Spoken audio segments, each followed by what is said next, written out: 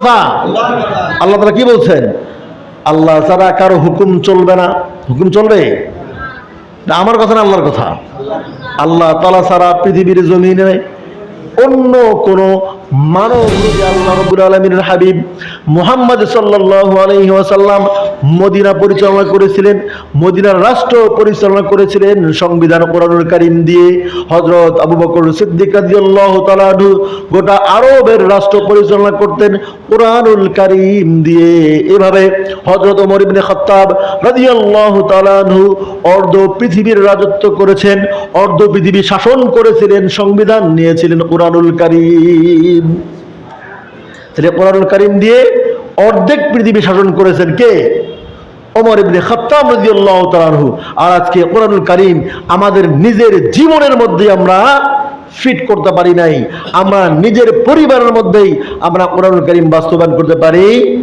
আমাদের দেশে তো দূরের কথা, নিজের পরিবারের মধ্যে, নিজের সমাজের মধ্যেই কোরআনের আইন আমরা বাস্তবায়ন করতে পারি না। দরকার আছে না নাই? কোরআনুল কারীম দ্বারা যদি রাষ্ট্র পরিচালনা করতে না পারেন, আপনার জীবনকে পরিচালনা করতে না পারেন, তাহলে আপনি রেডি থাকেন, তৈরি থাকেন আল্লাহর আদালতে দাঁড় হবার জন্য। আল্লাহ তাআলা বলে দিয়েছেন, ইনিল হুকমু ইল্লা লিল্লাহ। চিল্লায় বলেন কার কথা? আল্লাহ তাআলা কি বলছেন? আল্লাহ ছাড়া কারো হুকুম চলবে না। হুকুম চলবে না, আমার কথা না আল্লাহর কথা। আল্লাহ তাআলা ছাড়া পৃথিবীর জমিনে অন্য কোন মানব রচিত হুকুম দ্বারা পৃথিবী চলতে পারে? আলা লাহুল খালক ওয়াল আমর, আলা লাহুল খালক ওয়াল আমর, এটি কার কথা? আল্লাহ তাআলা বলছেন সৃষ্টি যার, সৃষ্টি যে করেছে, আইন সে করবে, সৃষ্টি যার, আইন চলবে কেবলমাত্র তার।